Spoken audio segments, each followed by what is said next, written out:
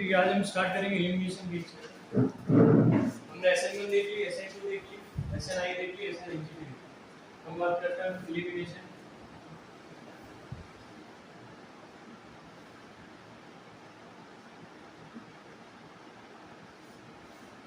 ये दो टाइप की होती है, ऑर्डर वन एंड ऑर्डर, ठीक है। एलिमिनेशन ऑर्डर वन को हम इवन रिएक्शन भी बोलते हैं, इसको हम बोलते हैं E2,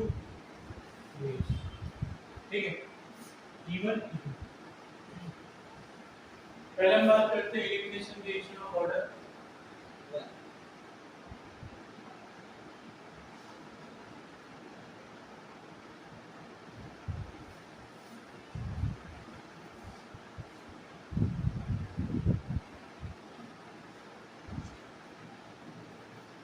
देखो क्या हो,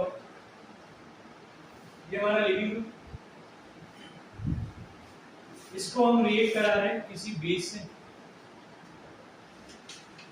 क्या करेंगे?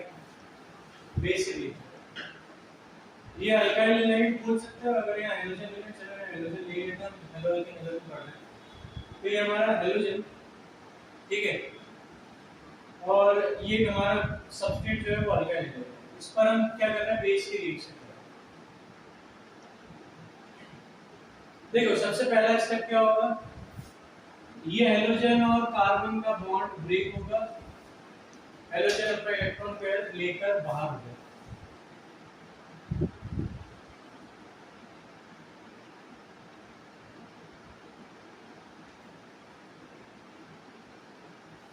निकल गया, ठीक है।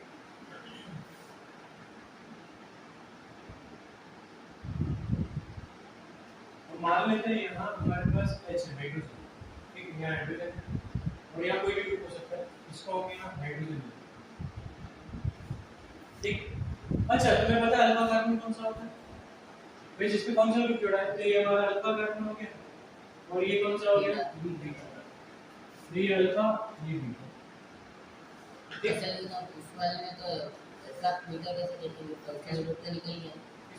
ये कार्बोकेटाइन जो है वो जिसपे पॉजिटिव या नेगेटिव चार्ज है बोलना, या जिसपे ऑड इलेक्ट्रॉन है, मतलब फ्री रेडिकल बोल, ठीक है, मतलब positive charge, negative charge, free radical, function group का अल्फा, ठीक है। उसके बाद ऑड इलेक्ट्रॉन मींस जिसमें वैलेंस शेल में 7 इलेक्ट्रॉन, 9 इलेक्ट्रॉन, 9 तो होते नहीं, 7, 5 इस तरह। अब यहां देखो,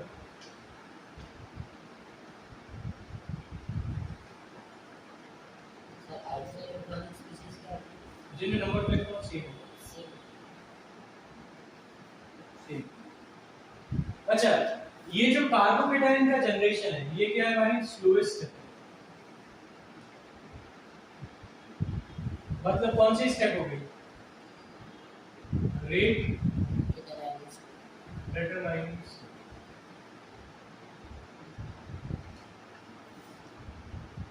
ये वाली क्या होगी? Rate determining step. अब बेस क्या करेगा? ये बेस जो है ये प्रोटॉन को निकाल के ले जाएगा, ठीक है। नेक्स्ट स्टेप पे क्या करेगा? बेस प्रोटॉन को निकाल के ले जाएगा, ये बॉन्ड करके इलेक्ट्रॉन फ्री हो गए कार्बन के, ये दोनों इलेक्ट्रॉन फ्री, ये इधर शिफ्ट होगा, हमें मिल जाएगा, ये 3 बॉन्ड होने चाहिए ना, 1 2 3 4, ठीक। तो यहाँ 3 बॉन्ड होंगे, दोनों यहाँ पे 3 होंगे, और यहाँ भी 1 2 3 एक और होगा,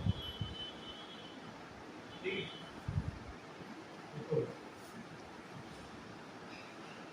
ठीक। तो पहले से सेटिस्फाई करना भूल गया, इधर 3 होंगे और उधर 3 बीच में। प्रोटॉन एक्सेप्ट करके ले जाएगा, बाहर निकाल के ले जाएगा, ये पाई जो इलेक्ट्रॉन पेयर है वो पाई बॉन्ड में फॉर्म होगा, पाई बॉन्ड में क्या होगा? कन्वर्ट, और हमारे पास क्या मिल जाएगा? फाइनल प्रोडक्ट अल्कीन, और BH बाहर हो जाएगा, B और H मिलकर क्या करेंगे? BH, ठीक है।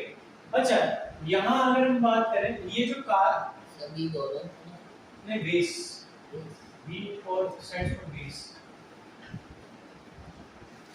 तो पैसा भी ले सकते हैं ना, बीच मैं बताऊंगा वीक बेस भी ले सकते हैं, स्ट्रॉन्ग बेस नहीं लेंगे, स्ट्रॉन्ग बेस लेंगे तो फिर एलिमिनेशन रिएक्शन ऑर्डर 2 की होगी। ठीक है, यहाँ देखो पहले स्टेप में क्या हो रहा है, हाइड्रोजन निकल रहा है, हेलोजन निकल रहा है, हेलोजन का और कार्बन का बॉन्ड तोड़ रहा है जो कि एक सिग्मा बॉन्ड है। सिग्मा बॉन्ड, सिग्मा बॉन्ड क्या होता है, स्ट्रॉन्ग बॉन्ड होता है, उसे ब्रेक करना है। यहाँ हमें क्या करना पड़ेगा, हीट देनी पड़ेगी, क्योंकि रीजन क्या है, देखो ये हमारा सिग्मा बॉन्ड ब्रेक हुआ, यहाँ से भी क्या बॉन्ड, कौन सा बॉन्ड ब्रेक हुआ, सिग्मा बना, कौन सा, पाई, पाई बॉन्ड बना ना, फाइनली बना क्या, पाई बॉन्ड, कौन से टूटे, सिग्मा, सिग्मा बॉन्ड तोड़ के पाई बॉन्ड बना रहे हो, मतलब स्ट्रॉन्ग बॉन्ड तोड़ के वीक बॉन्ड फॉर्म कर रहे हो, स्ट्रॉन्ग बॉन्ड तोड़ रहे हो, वीक बॉन्ड फॉर्म कर रहे हो। ठीक है, मुझे बताओ एनर्जी देनी पड़ेगी कि एनर्जी रिलीज होगी, रिलीज होगी, क्या स्ट्रॉन्ग बॉन्ड ब्रेक कर रहे हैं, वीक बॉन्ड फॉर्म हो रहा है, एनर्जी रिलीज होगी क्या देनी पड़ेगी, मतलब एब्जॉर्ब होगी, इधर से रिलीज होगी। मुझे बॉन्ड ब्रेक करना है, मान लो इस बॉन्ड को ब्रेक करने के लिए 100 किलो जूल एनर्जी चाहिए। ठीक है, एक मोल बॉन्ड को ब्रेक करने के लिए 100 किलो जूल मान लो, और ये पाई बॉन्ड फॉर्म हो रहा है, पाई बॉन्ड के लिए कितनी एनर्जी लगेगी, 30-40 किलो जूल पर, है ना, मान लो, है ना। तो मुझे बताओ यहाँ एनर्जी मुझे ज्यादा देनी पड़ रही है, यहाँ एनर्जी रिलीज कम हो रही है, ओवरऑल एब्जॉर्ब होगी कि रिलीज होगी, रिलीज होगी, ओवरऑल रिलीज होगी।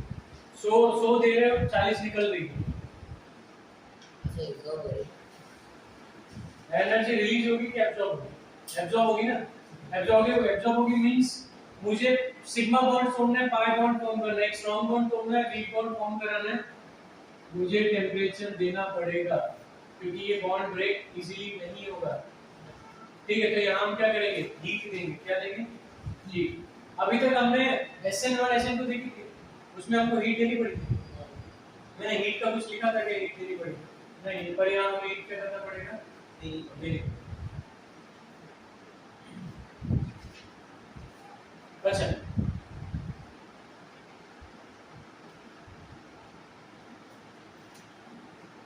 लिखते हैं since in slowest step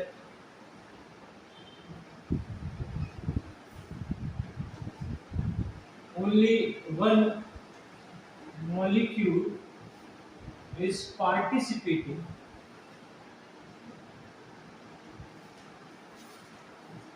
therefore rate of reaction क्या होगा, proportional to Rx, rate of reaction किससे प्रोपोर्शनल होगा, Rx से भी एक से ये होता काम कर रहा है ना, तो इस स्टेप में, ठीक है, तो Rx की पावर 1, इसलिए इसका ऑर्डर क्या होगा, ऑर्डर ऑफ रिएक्शन कितना होगा, ठीक है।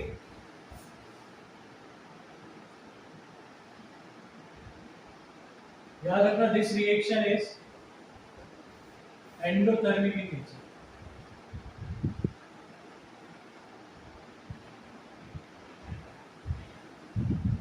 इसका नेचर कैसा होगा, एंडोथर्मिक, ठीक है।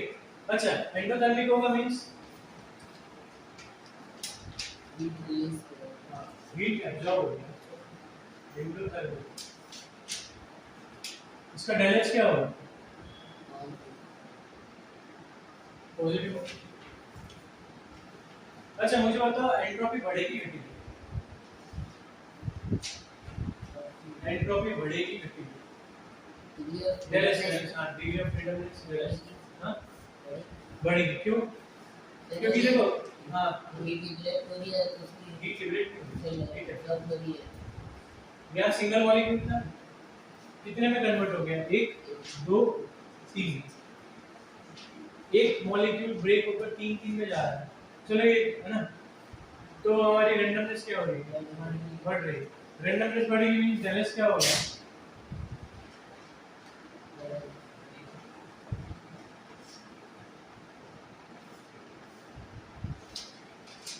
पॉजिटिव। अच्छा, यहाँ बात करें, ये स्पॉन्टेनियस होगी कि नहीं होगी, अपने आप होगी कि नहीं, ये स्पॉन्टेनियस कराने के लिए कुछ करना पड़ेगा।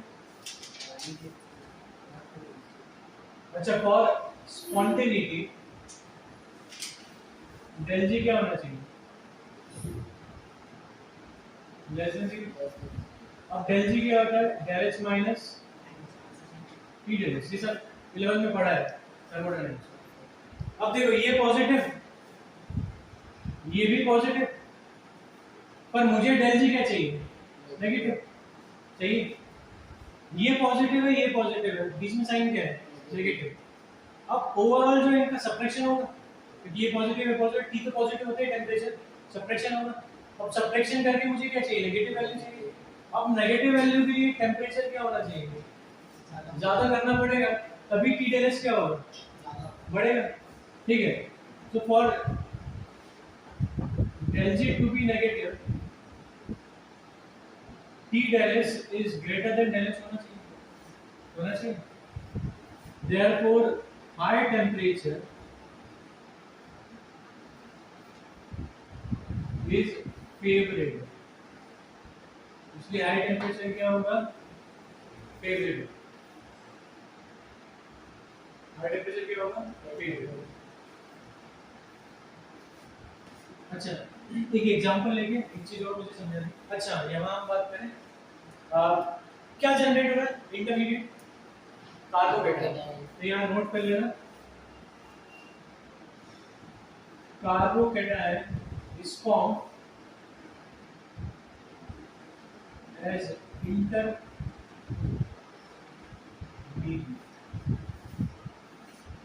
कार्बोकेटाइन की फॉर्म है इंटरमीडिएट में कार्बोकेटाइन फॉर्म।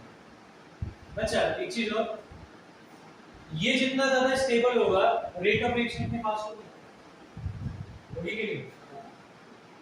है ना? ये जितना ज्यादा स्टेबल होगा रेट ऑफ रिएक्शन क्या होगी? उतनी फास्ट होगा। ठीक है, तो means the rate of reaction depends upon stability of carbocation, क्योंकि अगर ये स्टेबल नहीं है तो ये ब्रेक होके कार्बोकेटाइन जनरेट करेगा। मुझे बताओ, अगर मैं CH3Cl लूं और यहाँ मैं इवन रिएक्शन करवाना चाहूँ, CH3Cl छोड़ो, वो तो करेगा ही, सॉरी, CH3CH2Cl, तो क्या मिलेगा मुझे? CH3CH2 positive. ठीक है ना? इसकी क्या कोशिश रहेगी कि ये कार्बोकेटाइन जनरेट ना करे।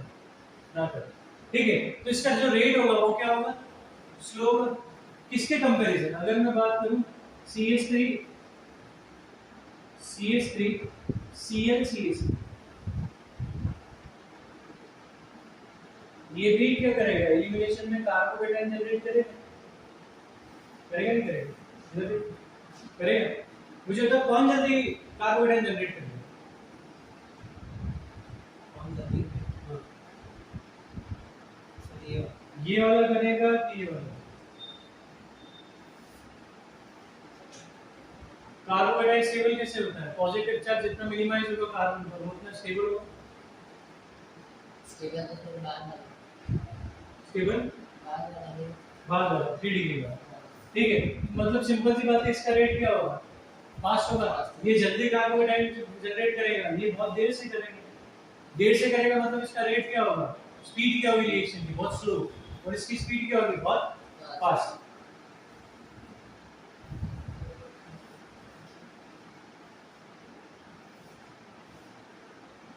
तो रेट ऑफ रिएक्शन क्या होगा? Rate of reaction depends upon the carbocation generated in first step। पहले स्टेप में जो कार्बोकेटाइन जनरेट होगा उस पर क्या होगा? Rate of reaction depend. अच्छा, SN1 में भी कार्बोकेटाइन फॉर्म हुआ था कार्बोकेटाइन SN। अच्छा, उसमें हमने रीअरेंजमेंट करवाया था जहाँ जरूरत थी, हाइड्रेट शिफ्ट मिथाइल शिफ्ट करके, है ना? तो यहाँ भी कार्बोकेटाइन जनरेट हो रहा है, मतलब यहाँ भी रीअरेंजमेंट कर सकते हैं। अगर मान लो 2 डिग्री कार्बोकेटाइन फॉर्म हो रहा है तो उसको 3 डिग्री में कन्वर्ट कर सकते हैं। अगर रिंग एक्सपांशन हो रहा है तो रिंग एक्सपांड कर देंगे। है ना, पॉसिबिलिटी है कि रिंग एक्सपांड हो सकती है, 4 की रिंग 5 में कन्वर्ट हो सकती है, तो एक्सपांशन करेंगे, मतलब यहाँ रीअरेंजमेंट भी क्या होगा, पॉसिबल होगा। तो रीअरेंजमेंट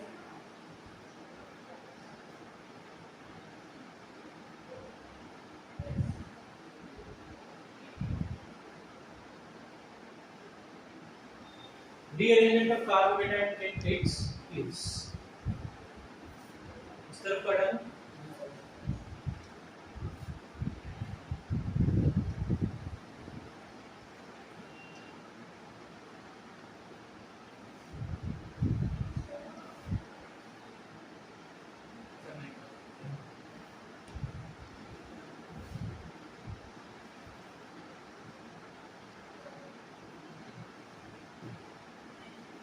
ये कैरेक्टरिस्टिक्स याद होनी चाहिए कि भाई slow step rate determining step है, तो ना अंतर ये तो मान पड़ा कि इसका ऑर्डर 1 है, वो स्लो स्टेप में एक ही तो पार्टिसिपेट करना है, ठीक है, तो रेट लॉ के हिसाब से और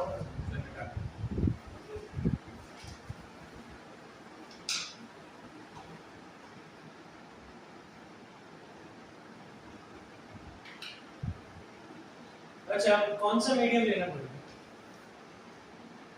भाई, 2 मीडियम होता है ना, बस पोलर प्रोटीन को पोलर एक है ना, अब वो तो लेंगे नॉन पोलर के लिए लेंगे, क्योंकि ये देखो बेस हम बोल रहे हैं, बेस के प्रेजेंस में रिएक्शन होगी, ठीक है ना, तो हमारा जो नॉन पोलर सॉल्वेंट होते हैं वो बेसिक नेचर के नहीं होते, प्लस क्या जनरेट हो रहा है, nucleophile x negative, leaving group में क्या जनरेट हो रहा है, नेगेटिव आयन।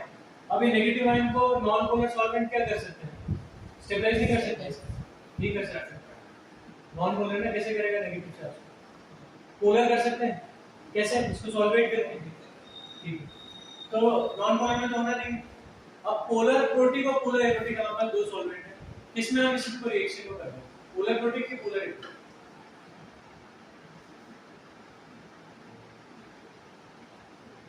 पोलर प्रोटीन क्या करता है, पोलर प्रोटीन क्या करेगा, नेगेटिव चार्ज को सॉल्वेट करता है और पॉजिटिव आयन को भी सॉल्वेट करता है, पॉजिटिव चार्ज को भी सॉल्वेट करता है, नेगेटिव आयन को भी सॉल्वेट करेगा, पॉजिटिव आयन को भी सॉल्वेट करेगा, दोनों को सॉल्वेट करता है। अब मुझे बताओ यहां जो मैंने रिएक्शन लिखी थी,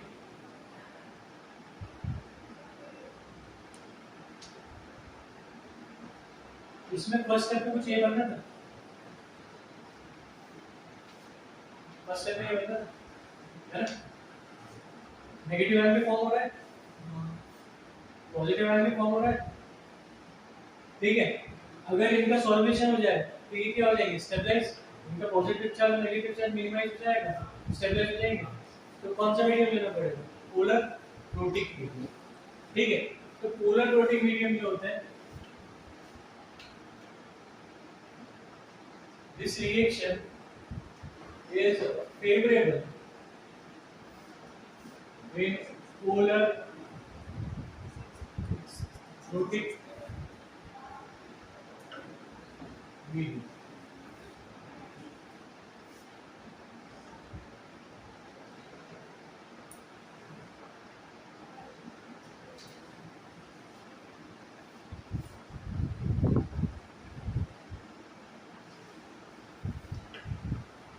यहाँ जो पोलर प्रोटिक मीडियम लेंगे वो बेस जैसा बिहेव करेगा, मतलब हमें एक्स्ट्रा कोई बेस डालना नहीं पड़ेगा उस रिएक्शन में प्रोटॉन को एब्स्ट्रैक्ट कराने के लिए। बेस क्या कर रहा है, प्रोटॉन को बाहर निकाल रहा है, ठीक है, तो ये मीडियम जो है ना वही बेस को प्रोटॉन को निकालने का काम कर रहा है, मतलब वो बेस का काम कर रहा है, ठीक है। ये जो मीडियम हमने लिया है, सॉल्वेंट जो हमने लिया है, पोलर प्रोटिक मीडियम है सॉल्वेंट, इसको मीडियम की जगह हम सॉल्वेंट भी लिख सकते हैं, ये सॉल्वेंट थी, ठीक है, बेस जैसा बिहेव करेगा। अब मुझे बताओ सॉल्वेंट एक्सेस में होता है, सॉल्वेंट एक्सेस में होता है, अच्छा सॉल्वेंट एक्सेस में होगा तो इस बेस के कंसंट्रेशन पर रेट ऑफ रिएक्शन डिपेंड करेगी, तो बहुत एक्सेस में होता है, ठीक है, तो और सिंपल सी बात है, पहली स्टेप में बेस का कोई काम है क्या, रेट डिटरमाइनिंग स्टेप में नहीं, ठीक है, वो तो सेकंड स्टेप में प्रोटॉन को एक्सेप्ट करेगा। तो याद रखना कि बेस के concentration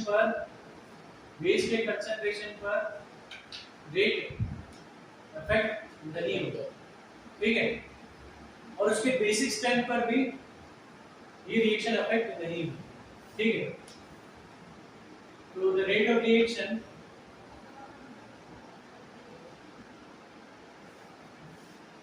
does not depends upon the concentration and the basic character, the basic strength लिख सकते हैं, strength of base।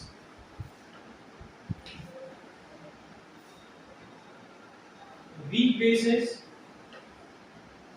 can be used in this reaction to abstract proton।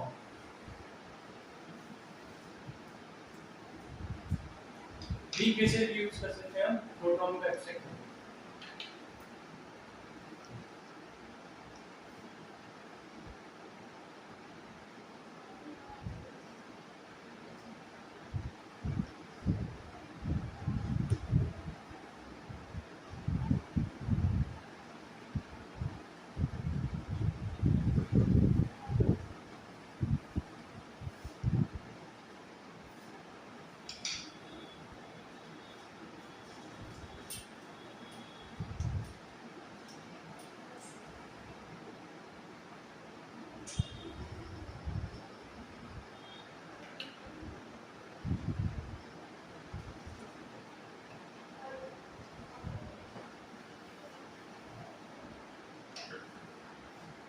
Sir शायद इसके नीचे तो नहीं, ना इसके नीचे तो नहीं, अभी ध्यान दीजिए।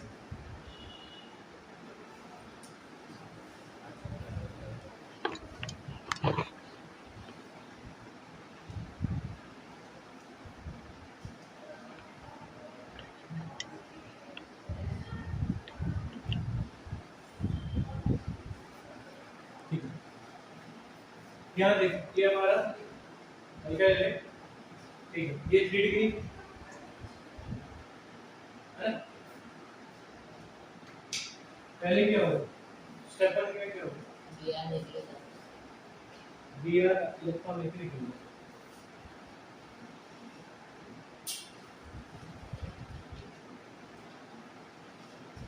सर मैं नाम ही लिखना पड़ेगा, ये कंपाउंड ना देखो, तुम्हें जो क्वेश्चंस पूछे जाते हैं बोर्ड में, उसमें तुम्हें कन्वर्जन पूछते हैं, मतलब इसको किस दूसरे में कन्वर्ट करो, तो नाम लिख के देते हैं, तो वहाँ नाम लिखा हुआ स्ट्रक्चर बनाना आना चाहिए। तो बोर्ड में तो तुमको नाम लिखा हुआ देंगे, स्ट्रक्चर बनाना तुम्हें आना चाहिए। किसी किसी केस में तुम्हें नाम लिखना पड़ेगा, तो वो इजी रहता है, नॉर्मल अगर तुम्हें आईपीसी नेमिंग आती है कर सकते हो, ठीक है। और जेई में क्या करना है, जेई में तुम्हें सिर्फ आंसर लिखना है कि भाई ये फॉर्म होगा, 4 ऑप्शन में तुम्हें स्ट्रक्चर्स दिए होंगे, उनमें से कौन सा फॉर्म होगा उसको लिखना है। उसका नाम लिखने का मतलब ही नहीं है, वहाँ का ऑप्शंस हैं, एबीसीडी करना है, ठीक है ना। और वैसे नॉर्मल आईपीसी नेमिंग तुम्हें आनी चाहिए, इतनी तो आनी चाहिए कि तुम नेमिंग कर पाओ, ठीक है, सिंपल का फॉर्म्स, ठीक है ना। अब यहाँ देखो कार्बोकेटाइन जनरेट हुआ, ये हमारा अल्फा कार्बन, बीटा कार्बन कितने हैं, 1 2 3। अच्छा ये दोनों तो सेम है, बीटा 1 कर दे, ये डिफरेंट है, थोड़ा सा डिफरेंट है भाई। ये यहाँ से तुम प्रोटॉन निकालो, यहाँ से निकालो, एक ही बात है कि नहीं, पर यहाँ से निकालोगे तो डिफरेंट हो जाएगा, उस तरफ कहोगे पूरा, यहाँ देखो ध्यान से।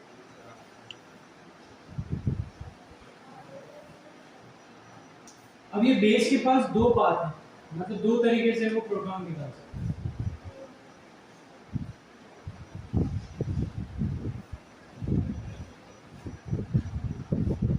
मैं यहाँ से हाइड्रोजन को बाहर कर देता हूँ, ये बेस क्या कर सकता है, इस वाले हाइड्रोजन को निकाल के ले जाए, क्या होगा,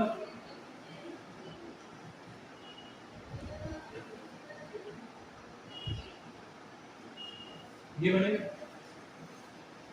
ठीक है, क्लियर। और अगर ये बेस इस वाले प्रोटॉन को बाहर निकाले, ठीक है, क्या होगा,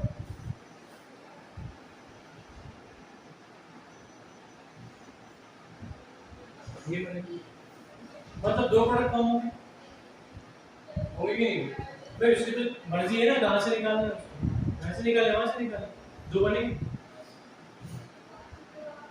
पर ये प्रोबेबिलिटी दोनों तरफ से निकालने की इक्वल नहीं है, ठीक है, ये प्रोबेबिलिटी दोनों तरफ से निकालने की इक्वल नहीं होगी कि भाई आधा यहाँ से निकाले 50% मॉलिक्यूल्स में से यहाँ से निकाले 50% में वहां से निकाले, तो दोनों 50-50% होगा, ये पॉसिबल नहीं, ठीक है। यहाँ एक मेजर होगा एक माइनर होगा, मेजर कौन सा होगा बताओ,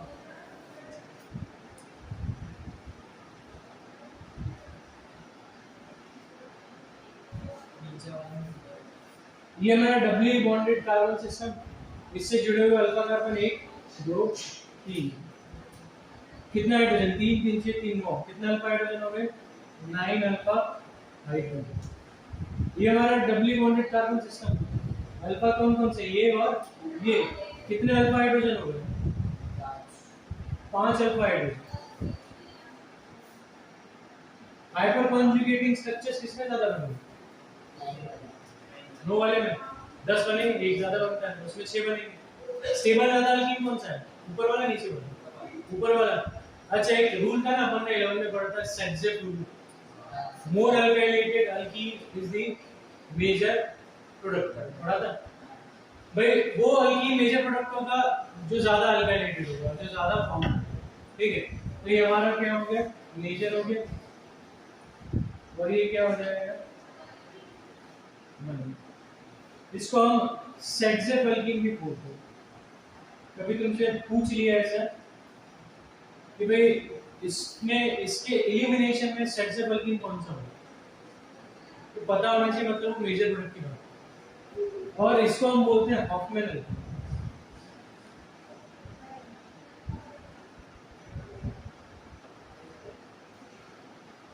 अगर पूछ लिया हॉफमैन अल्कीन कौन सा होगा, मैं वो माइनर की बात करते हैं, और फिर तुम्हें माइनर प्रोडक्ट कौन सा होगा बताना, ठीक है। अच्छा तुमसे ये भी पूछ सकते हैं, इधर देखो, ये मॉलिक्यूल दिया, इसका एलिमिनेशन हो रहा है बेस के प्रेजेंस में, पहले तुम्हें पता खुद करना पड़ेगा कि एलिमिनेशन होगा SN1 होगा SN2 होगा कि एलिमिनेशन ऑर्डर 2 होगा, ये तुम्हें खुद पता करना पड़ेगा। वहां एग्जाम में तुम्हें मेंशन नहीं करेंगे कि भैया ये E1 रिएक्शन से हो रही है, ये SN1 से हो रही है, ये SN2 से हो रही है, ये नहीं आएगा। तो पहले तो पता करो किससे हो रहा है ना, E1 हो रहा है, SN1 हो रहा है, E2 हो रहा है, कैसे हो रहा है। उसके बाद तुमसे पूछ सकते हैं कि ये जब रिएक्ट करेगा, कंडीशंस दे देंगे, कंडीशन सारे देंगे, देकर तुमसे पूछेंगे कितने प्रोडक्ट बनेंगे, ठीक है। तो तुमको लिखना है इस रिएक्शन के हिसाब से 2 बन, ठीक है, किसी किसी में 3 भी बन सकते हैं, ठीक है। तुमसे ये भी पूछ सकते हैं मेजर कौन सा होगा, ठीक है ना। तो मेजर से मेजर टिक करके आना हो मेजर, ठीक है।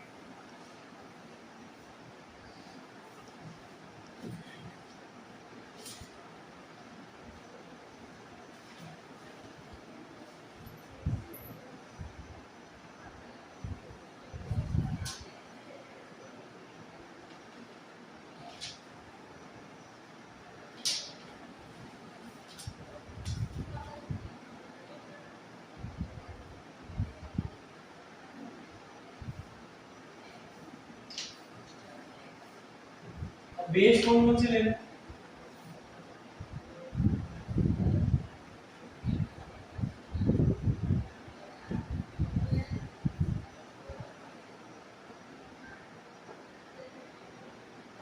तो हमें न्यूट्रल मॉलिक्यूल्स यूज करना है, पोलर कोटिक सॉल्वेंट जो न्यूट्रल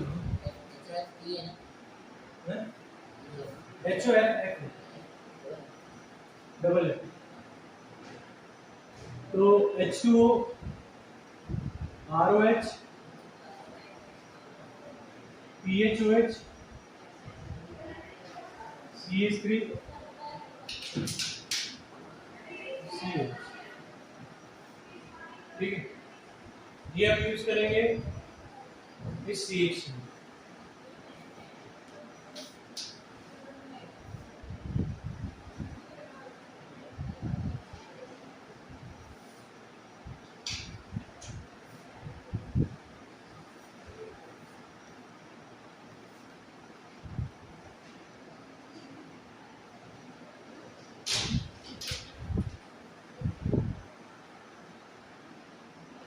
अब बात आती है कि भाई SN1 में भी कार्बोकेटायन जनरेट हो रहा है।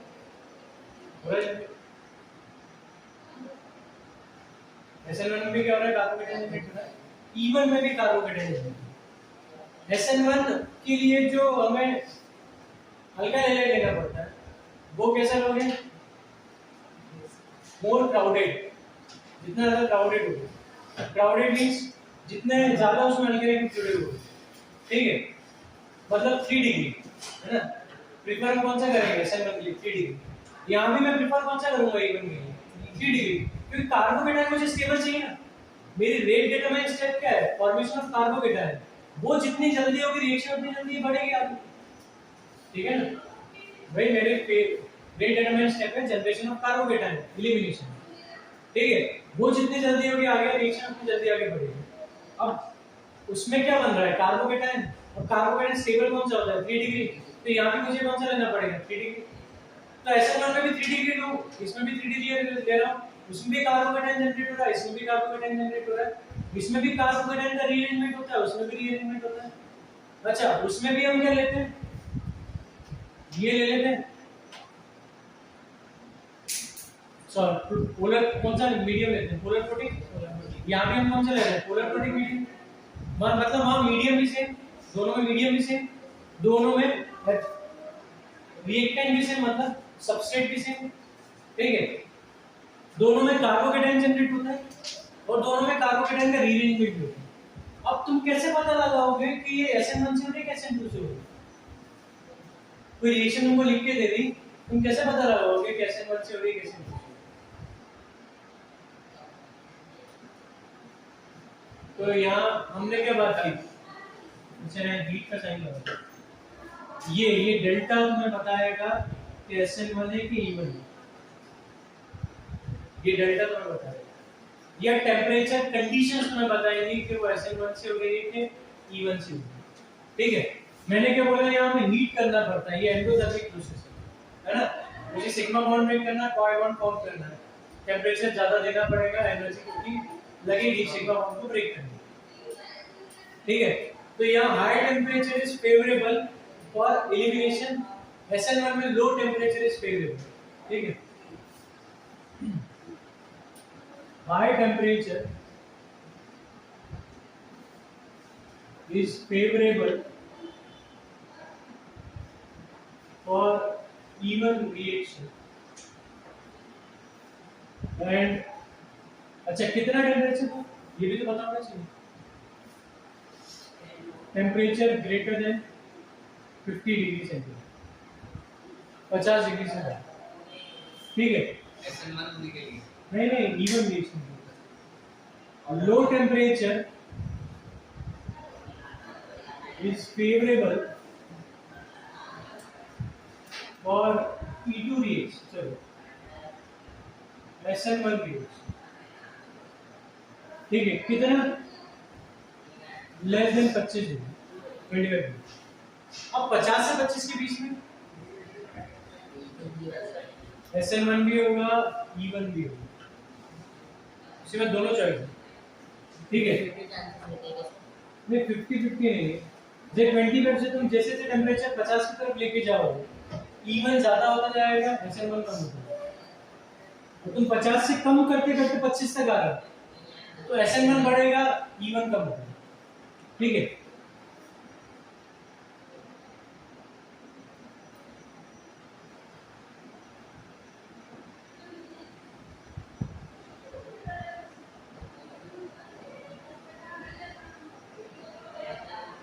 दोनों होंगे, SN1 भी होगा E1 भी होगा, ठीक है, इस टेम्परेचर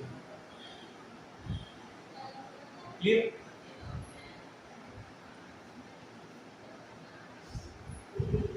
अच्छा ऐसा नहीं है कि 50 डिग्री से ऊपर रखा तो SN1 नहीं होगा, पर वो बहुत ही कम होगा, ठीक है। वो क्या होगा, बहुत कम होगा। और हमें जब भी बात करनी है, हम मेजर की बात करते हैं, माइनर की बात करते ही नहीं, ठीक है। तो 50 से ऊपर का तो क्या होता है, इवन मेजर बनाएगा, इवन से ही होगी डिवीजन, प्रोडक्ट कौन सा होगा, इवन के अकॉर्डिंग, ठीक है, मेजर।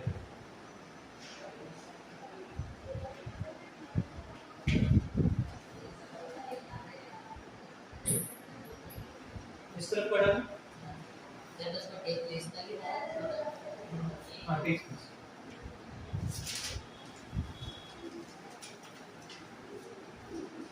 इनका प्रोबेबिलिटी है कि मैक्स में 8 मार्क्स का थ्योरम से theorem random variable theorem, Bayes theorem. 11 में तुमने सिंपल सी चीज पढ़ी थी, वो जो थोड़ा सा 11 तक का तो करीब पढ़ रहे हैं वो एक 10 जैसे है, बस थोड़ा सा कॉम्बिनेशन इंक्रीज हो गया और सेट फ्री यहाँ भी सेट फ्री, ठीक है, बूलियन इंटरसेक्शन यहाँ बात करते हैं, ये अगर अच्छा एक काम करते हैं, E2 भी पढ़ लेते हैं, फिर दोनों के एग्जांपल्स साथ में करें कि पहले E1 के एग्जांपल्स साथ में करें,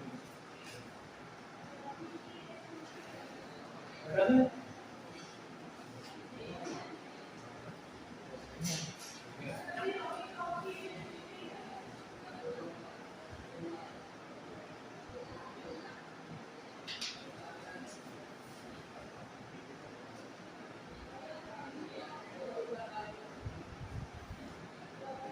Elimination reaction order, ठीक है।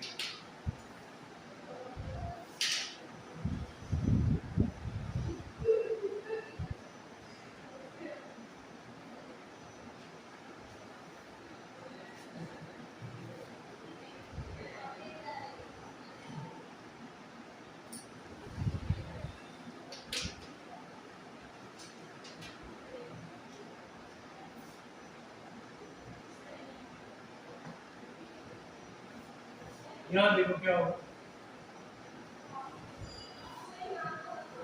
ये हमारा अल्काइल एलिमेंट, ये अल्फा कार्बन, ये बीटा कार्बन। एलिमिनेशन में क्या होगा भाई, बीटा से हाइड्रोजन निकलेगा, प्रोटॉन निकलेगा, एलिमिनेशन है, ये तो नहीं, ठीक है। अब इस स्टेप में होगा क्या, देखो इस रिएक्शन में पहले स्टेप में क्या होगा, ये बेस क्या करेगा, इस प्रोटॉन से एक साथ बॉन्डिंग करेगा और यहाँ हाइड्रोजन क्या होगा, रिमूव होने साथ,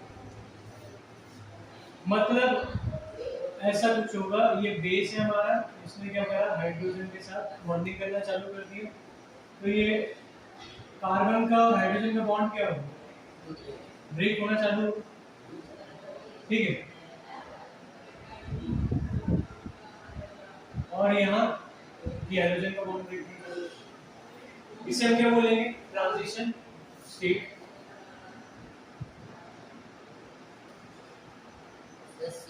ठीक है, और ये हमारी क्या होगी, स्लोवेस्ट स्टेप रेट डिटरमाइंस,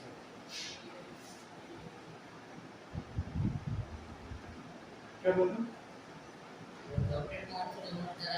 हाँ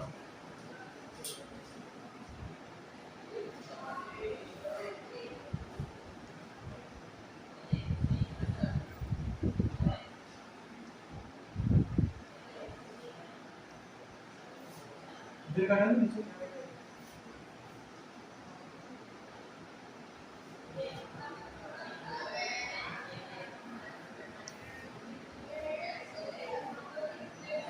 अब क्या होगा,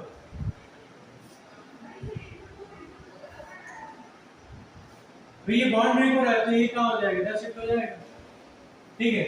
और हमारे पास क्या मिलेगा, एल्कीन, साथ में क्या मिलेगा, X नेगेटिव, साथ में क्या मिलेगा, ठीक है। अब मुझे बताओ स्लोवेस्ट स्टेप में कितने मॉलिक्यूल पार्टिसिपेट किए, 2, ठीक है। अच्छा उसकी मॉलिक्यूलरिटी बहुत होगी, इसकी मॉलिक्यूलरिटी कितनी होगी, 2,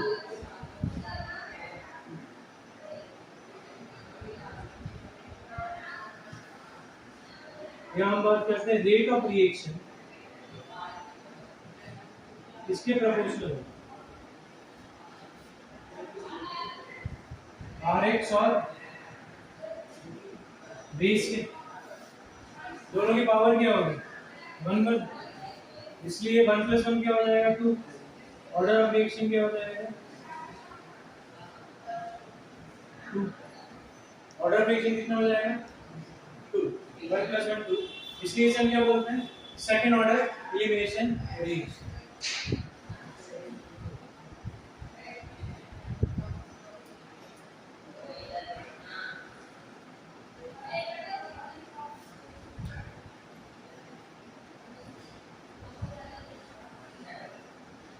इसे हम क्या बोलेंगे सेकंड ऑर्डर एलिमिनेशन रिएक्शन। मॉलिक्युलरिटी क्या होगी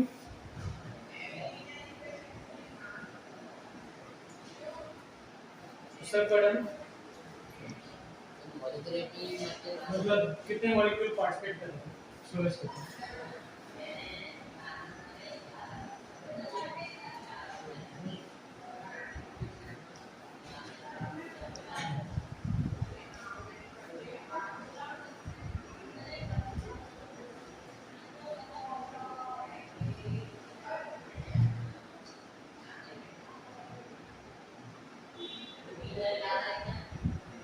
यहाँ भी देखो क्या होगा पाई बॉन्ड फॉर्म हो रहा है, पाई बॉन्ड फॉर्म हो रहा है, सिग्मा बॉन्ड ब्रेक हो रहा है, क्या हो रहा है sigma bond break, pi bond form हो रहा है, ठीक है। मींस क्या होगा प्रोसेस कैसी होगी एंडोथर्मिक, रिएक्शन कैसी होगी this reaction is endothermic in nature, that is del H क्या होगा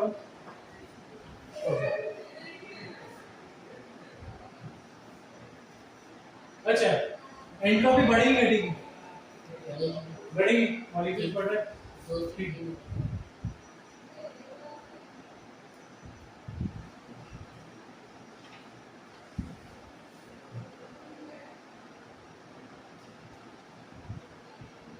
del H क्या होगा greater than 0।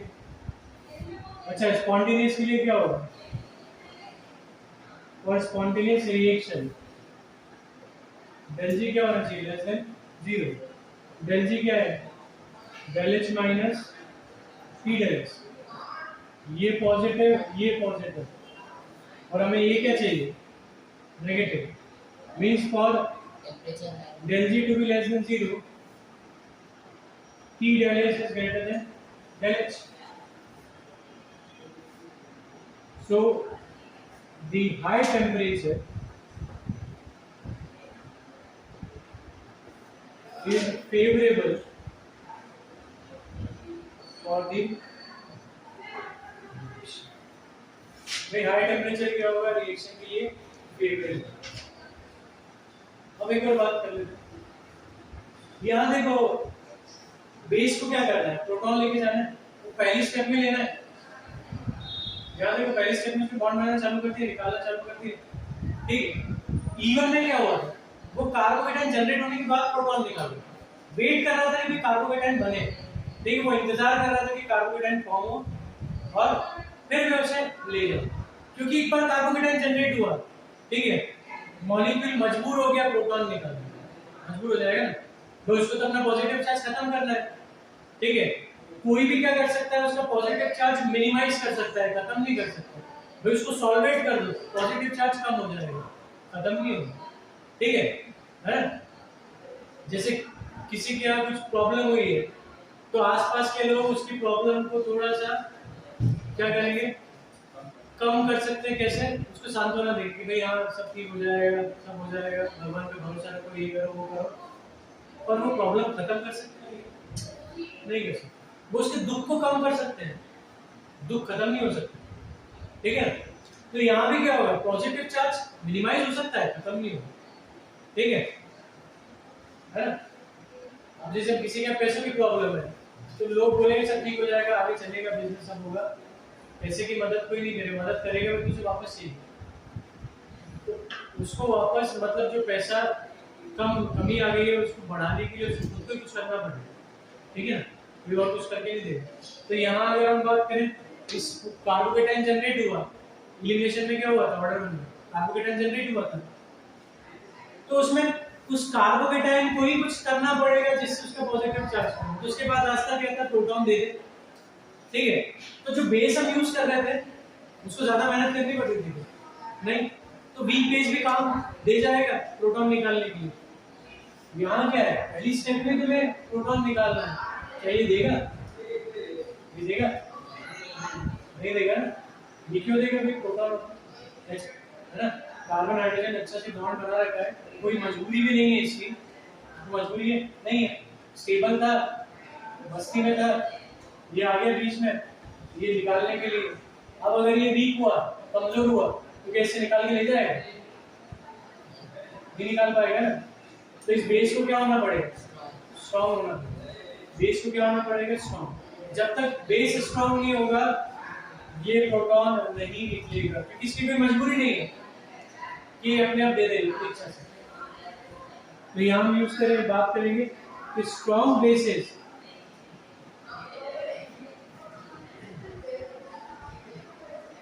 are used in this reaction. Strong bases use करेंगे, कैसे बेस यूज करेंगे, स्ट्रॉन्ग बेस। तो एग्जांपल स्ट्रॉन्ग बेस की क्या होगा,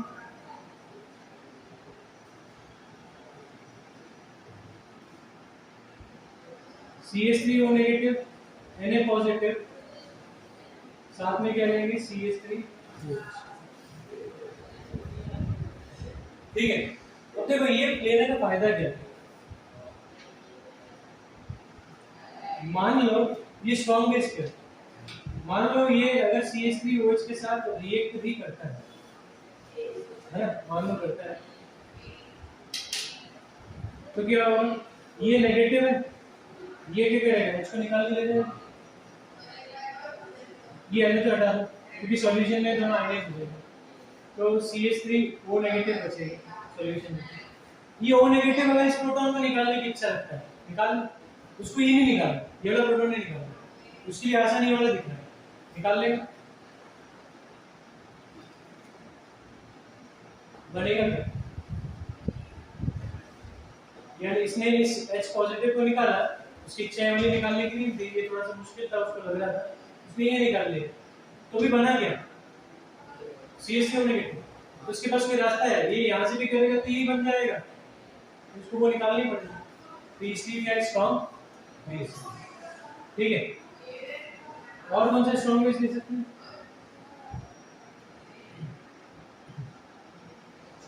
NaNH2 नहीं दिख रहा, NaNH2 ammonia,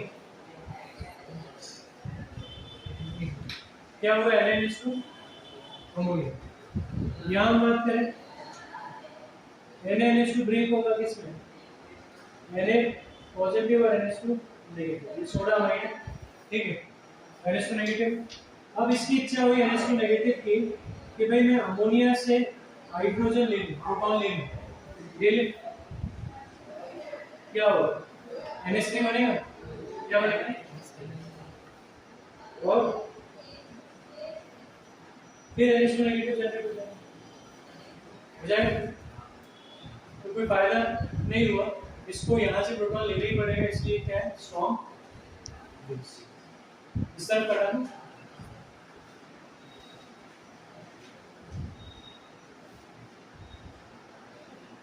RO negative Na positive, तीसरा नंबर का इन प्रेजेंस ऑफ ROH, ये भी क्या होगा, स्ट्रॉन्ग बेस।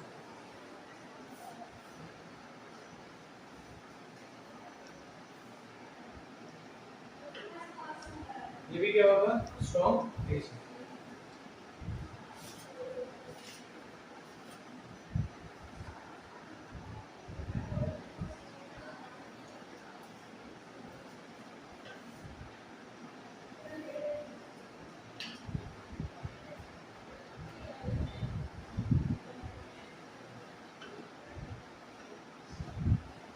ये भी एक स्ट्रॉन्ग होगा tertiary ब्यूटॉक्सिन, third ब्यूटॉक्सिन sodium ब्यूटॉक्सिन।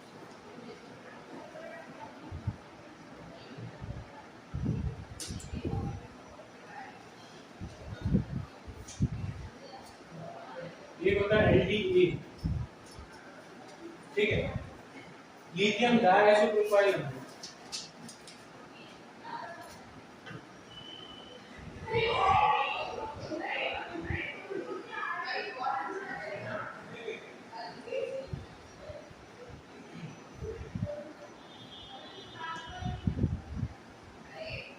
N negative and N positive.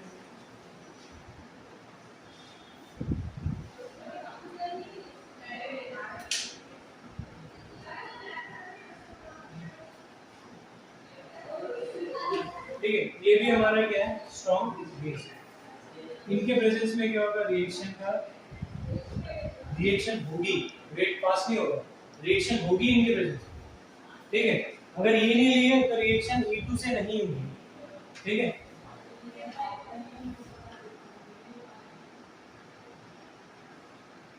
Clear, thank you. ठीक है, इसके बाद कल बात